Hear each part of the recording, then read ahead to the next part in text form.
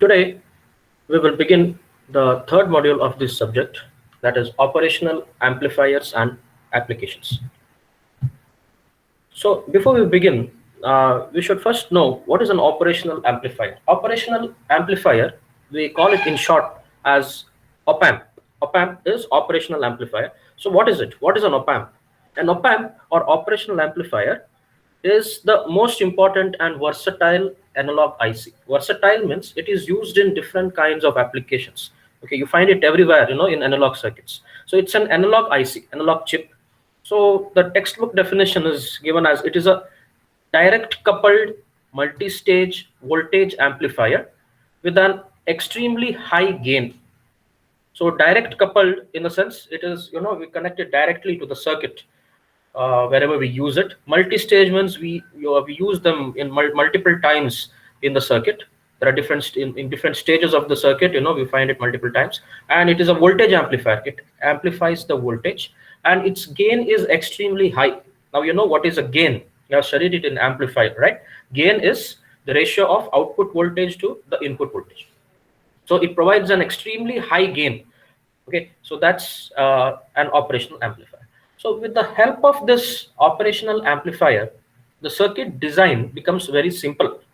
So a variety of useful circuits can be built without the necessity of knowing about the complex internal circuitry, just by using this op-amp. So what we have in op-amp is you will be using a chip, an IC, a ready-made IC, which will work as an amplifier.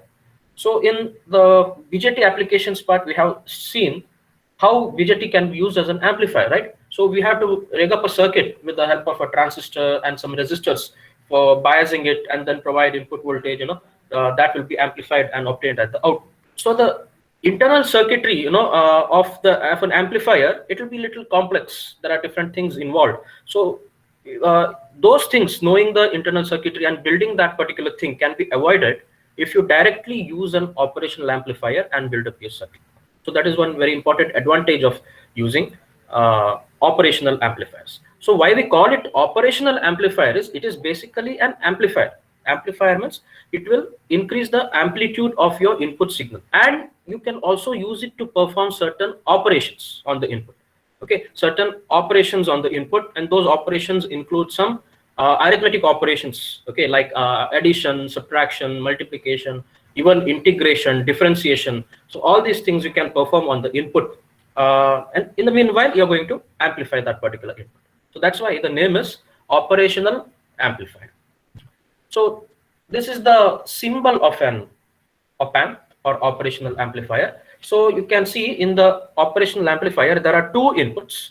One is V1, another one is V2. So this is the symbol of an op-amp. An amplifier is always indicated as a triangle. Okay, so this end is the input side, this is the output side, V0 is the output.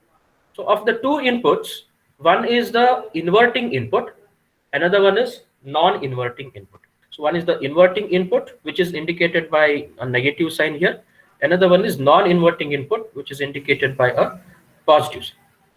Okay, output is V0. V0 is the output. And what you can see here is VCC and VEE, they are the power supplies. There are two power supplies. So this VCC is positive, VEE is negative. Always, normally VCC and VEE, they are equal in magnitude but opposite in polarity. So it's like the collector voltage and emitter voltage in your transistor, right? That same thing, collector VCC, this is VEE. This is sometimes we also call this V plus and this as V minus. So what you have to remember is one is the inverting input, other one is the non-inverting input. Whatever you give at the inverting input, it will be inverted. Inverted means positive will become negative, negative will become positive at the output.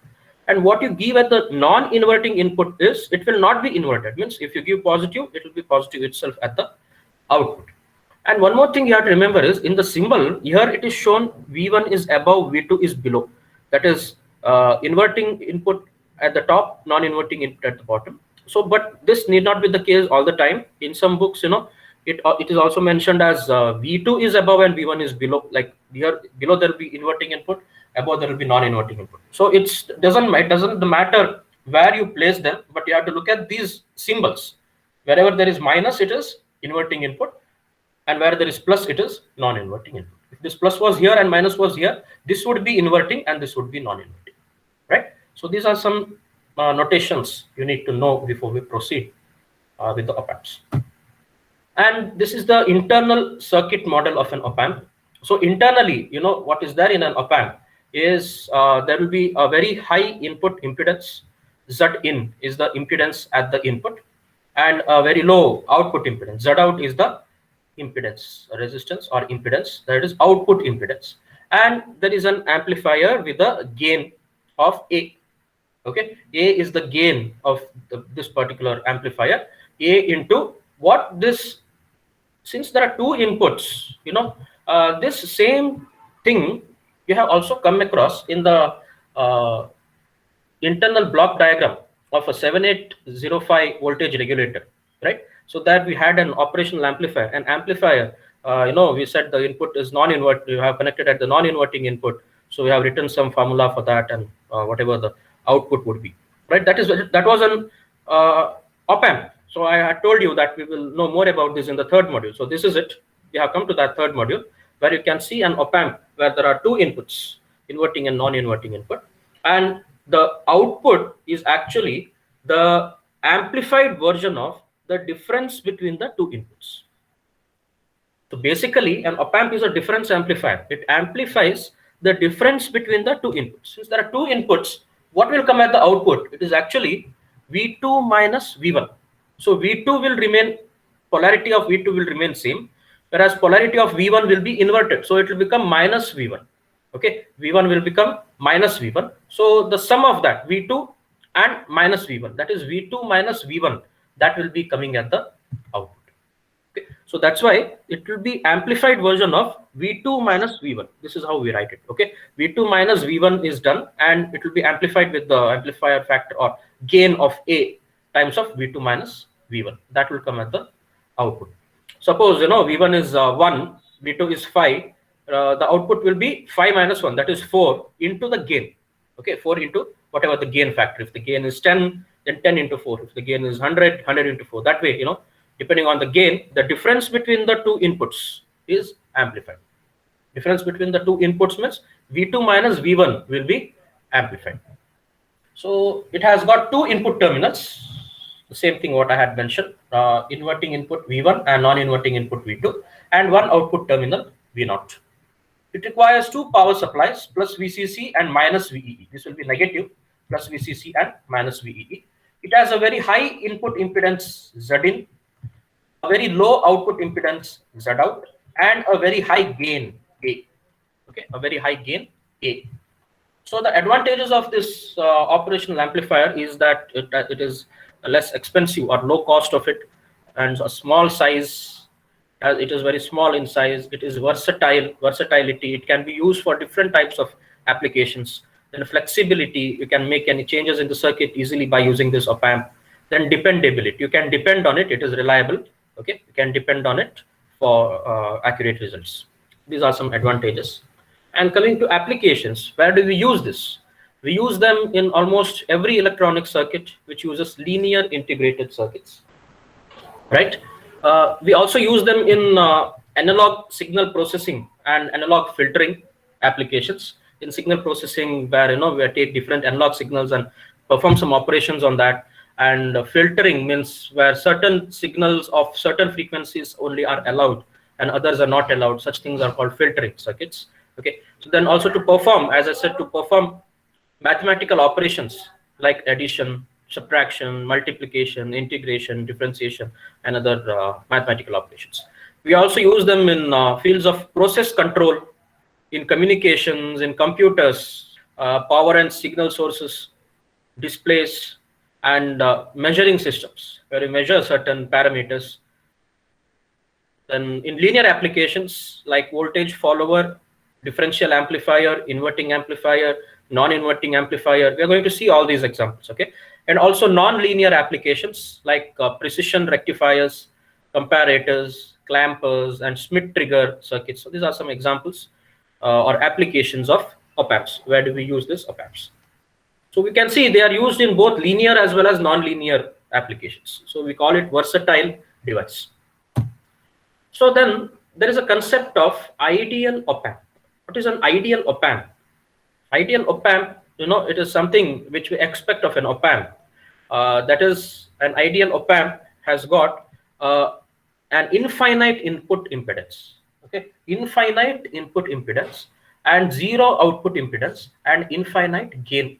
We say ideal op-amp has infinite input impedance, zero output impedance, and infinite gain. But practically, it is not possible. Practically, when it comes to the input impedance, we say it has very high input impedance. But ideally, that input impedance has to be infinite. And practically, when it comes to output impedance, we say it has got very low output impedance. But ideally, it has to be zero, no impedance at the output. Then the gain has to be infinite. Practically, that's not possible, right? Practically, we say it is very high gain, but ideally it has to be infinite gain. Voltage gain, we can call using A or AV is the voltage gain. So that's output is gain times of input, right? Gain is equal to V out divided by V in. So V out is AV into V in. So there are some, apart from this input and output impedance and the gain, there are some other things also. So these all come under the ideal characteristics of an op-amp. Ideal characteristics of an op-amp, it's a very important thing in this particular chapter. So there are certain things like it has got an infinite voltage gain. Voltage gain is, there are two types of gain, right? Open loop gain and common mode gain. We are going to see that. In case of an op-amp, the open loop gain is infinite. Ideally, the open loop gain is infinite. So open loop gain we mention as OL. AOL, open loop gain is infinite. Then input impedance is infinite. Then output impedance is zero. There is no output impedance ideally. Then offset voltage is zero. Offset voltage means we have said that the op-amp, it will amplify the difference between the two inputs, that is V2 minus V1. Right. Now, if it amplifies V2 minus V1, if V2 is equal to V1, what should be the output? If V2 is equal to V1, V2 minus V1 is zero, right? So the output should be zero, but normally, practically, it will not be zero. There will be some offset voltage. Okay, so offset voltage means even when the input is zero, something will be appearing at the output. So to nullify that, you have to give some voltage. Okay, give some voltage which is negative of that particular voltage that is coming at the output, even when the inputs are zero. Even when the inputs are zero, or when the inputs are equal, the difference is zero, output will be there. That is called some offset voltage. That happens because of some parameters in the circuit. There will be some small voltage which will get amplified and which will be appearing at the output. So ideally, there should be no offset voltage. Then it offers infinite bandwidth. Bandwidth is infinite means it can operate on any signal of any frequency. Okay, bandwidth means it is the range of frequency on which you can operate. So bandwidth is infinite means you can use any signal of any frequency and the circuit should perform well. Right? Then there is another parameter called CMRR. Okay, we are going to study this CMRR. It is common mode rejection ratio. Okay, common mode rejection ratio, that is infinite in case of ideal characteristic. Practically, it is a very high parameter, but ideally CMRR is infinite. Then slew rate of change of output voltage with respect to time, that is called slew rate. That is also infinite ideally. Then there is no effect of temperature. In all electric or electronic components, there is an effect of temperature. Whenever there is a change in the temperature, either its resistance changes, then the current flowing will change, right? So all these things will depend on the temperature, on the room temperature where you are operating. So ideally, there should be no effect on temperature in case of an op-amp. Then there is also one more parameter called PSRR, that stands for power supply rejection ratio. Okay, the change in the power supply, how it impacts on the output. Ideally, there should be no impact in the change in the power supply on the output. That's why it's called zero PSRR. Ideally, the power supply rejection ratio is zero. So these are some characteristics of an ideal op-amp, or ideal characteristics of an op-amp. So practically, when it comes, you cannot say it is infinite input impedance or zero output impedance and infinite gain. We rather say it has got very high input impedance, very low output impedance, and a very high gain. Okay, there is a very high input impedance, very low output impedance, and very high gain. Yeah, that's what, very high voltage gain, very high input impedance, and very low output impedance. So these are the practical op-amp characteristics. Now, when it comes to the internal block diagram of an op-amp, so it has got different stages. It has got different stages. So initially there is a, as I said, it's basically a difference amplifier or a differential amplifier, which will amplify the difference between the two input voltages, V2 minus V1. So it's a differential amplifier that is at the input stage. Then in between, there are multiple stages of voltage amplifier. It will amplify the voltage, that is called the gain stage. It will provide a certain gain. Then at the end there is push-pull amplifier. Okay, push-pull amplifier is a type of transistor amplifier. Okay, that is at the output stage. Okay, it has got different stages, so it's called multi-stage amplifiers. The differential amplifier is at the input stage. It provides amplification of the difference voltage between the two inputs, that is V2 minus V1. The second stage is a voltage amplifier, which is a class A amplifier. So in amplifier there are different classes. So this second stage voltage amplifier, it provides additional gain. So each stage will provide certain gain. All stages of amplifiers will have certain gain, right? So whenever you use multiple stages, it will provide additional gains to whatever the gain is provided. Then some op-amps may have more than one voltage amplifier stage. So it can be more than one stages. So we say voltage amplifiers. Then there is at the output stage we have push-pull amplifier, that is class B amplifier. So that is used at the output stage. So these are different stages which are present in op-amp. So we call it a multi-stage amplifier. So this is a brief, how it has evolved. This was the first op-amp which was developed, and this is how it looks at present. Okay, this is for the first time when it was, using vacuum tubes and all, it was developed. Now you have ICs, you have it this way. So this is how it looks, whatever the op-amp we use. It is actually IC741. Okay, there are different ways of packaging it, either in form of a chip like this or a device like this. So it is IC741. It is available in the form of a chip. What you can see here there is a notch, right? Here there is a notch on only one side. There is a notch like this on this chip. Here it is not there. So you start counting from here. You start counting from this particular thing. This is pin number 1, pin number 2, pin number 3, pin number 4, then 5 here, 6, 7, and 8. So while connecting this in the circuit, you have to look at this notch and count the pin numbers and connect according to that particular thing. So each pin stands for different terminals. Pin number 2 and 3 are the inputs. Pin number 2 is the inverting input. Pin number 3 is the non-inverting input. To consider an op-amp like this, pin number 2 is inverting input. Pin number 3 is non-inverting input, and pin number 6 is the output. Pin number 6 is the output. Then you have these power supplies, VCC and VEE, right? Pin number 7 is that power supply VCC, positive, and pin number 4 is that negative power supply, minus VEE. You can call this V plus and V minus.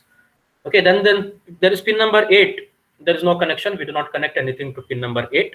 Then pin number 1 and 5 are offset null. Offset null means, as I said, sometimes we get the output voltage even when we do not connect input, or even when both the inputs are equal.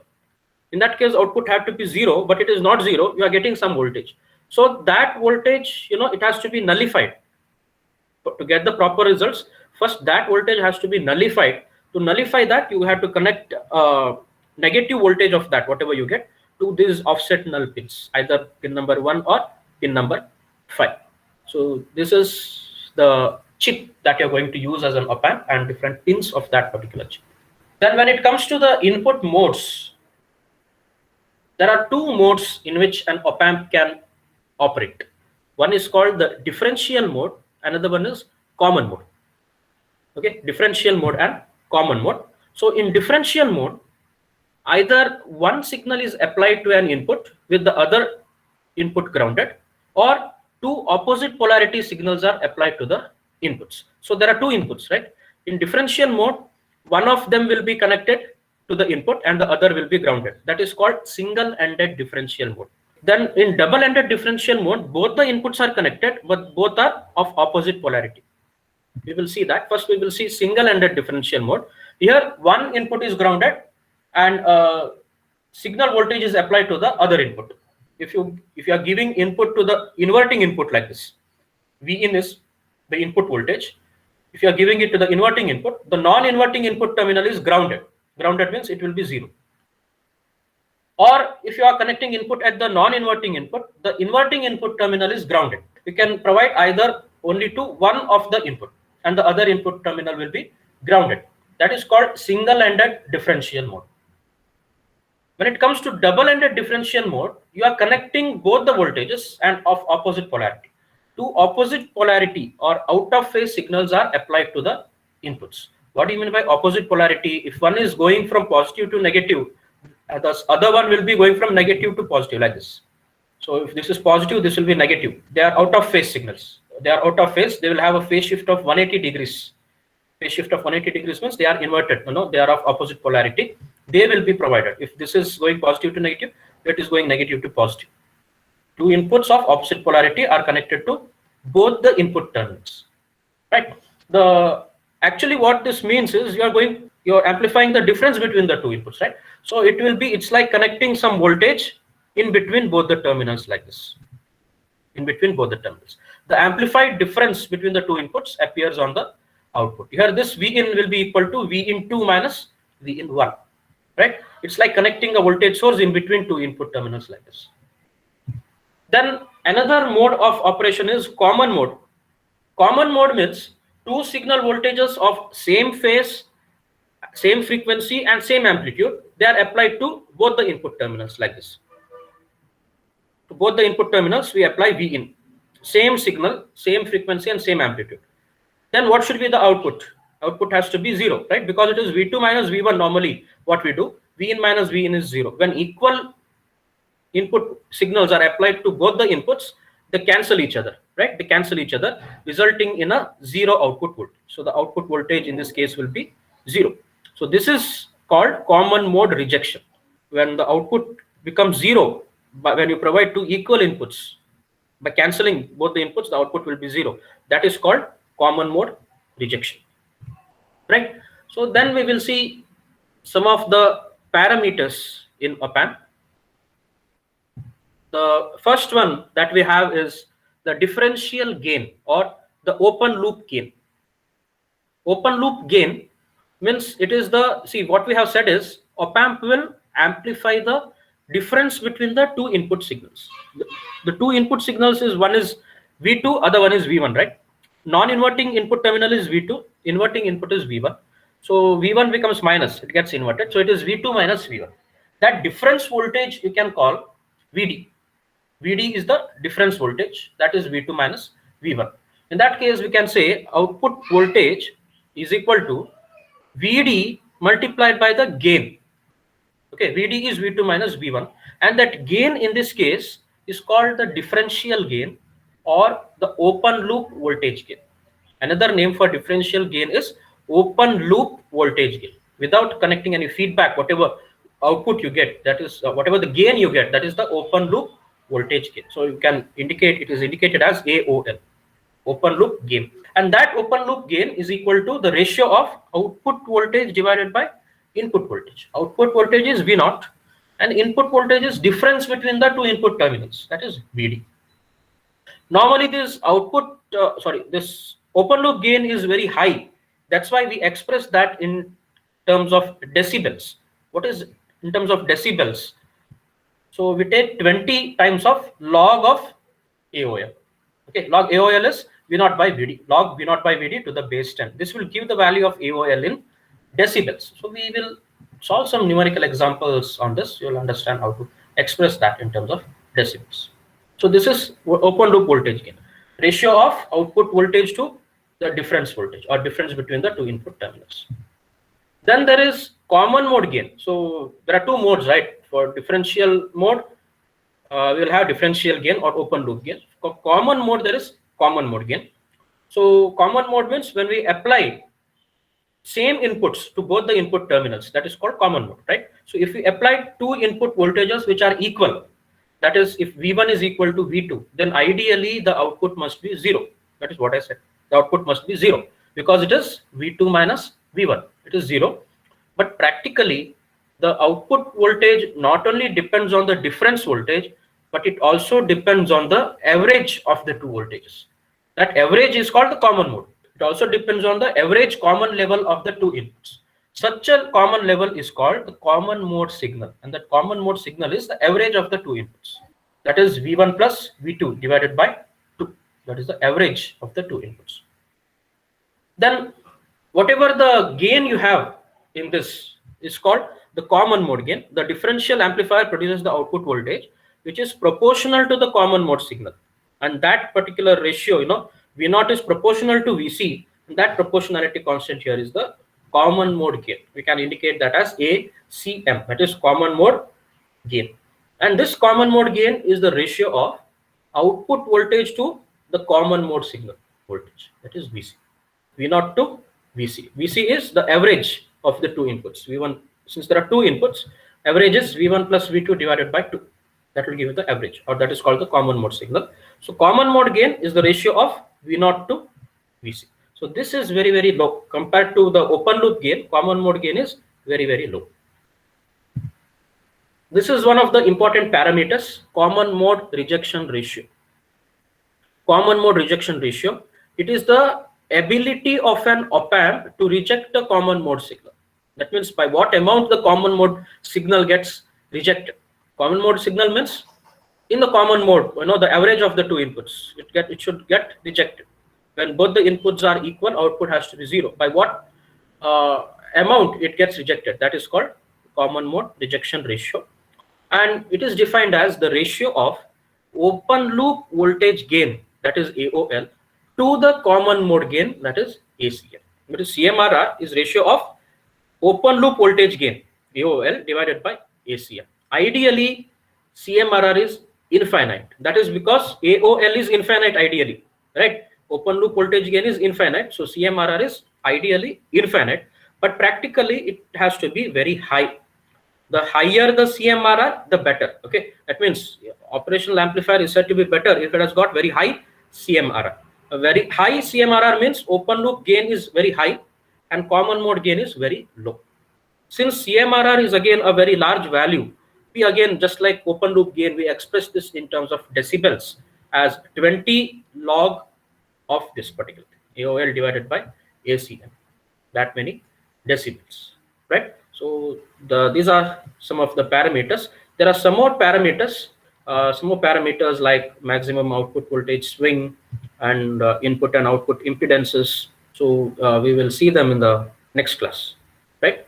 So today, whatever we have seen is just an introduction of what is an op-amp, its symbol, what are the different inputs, outputs, advantages, applications, then concept of ideal op-amp, characteristics of an ideal op-amp, and practical op-amp, how it is different from ideal op-amp, right? Practically, we cannot have infinite input impedance or voltage gain. We will take it as very high input impedance, very high voltage gain, and very low output impedance. Then the internal block diagram of an op-amp, what are the different stages, then how op-amp is available in the form of an IC. Its name is IC741, commonly used op-amp. What are the different input, what are the different pins of that, and what are the functions of each pin. Then we have seen the input modes. Two modes are there, differential mode, common mode. We have seen both of them. Then some of the parameters like voltage gain, differential voltage gain, or open loop voltage gain, and common mode gain, and common mode rejection ratio. So these are the things we have seen today. Tomorrow we will see some more parameters of op-amp, and we will solve some numerical examples on that. Then we will move on to the operation of an op-amp, how it operates in two different modes, and what are the different applications of op-amp.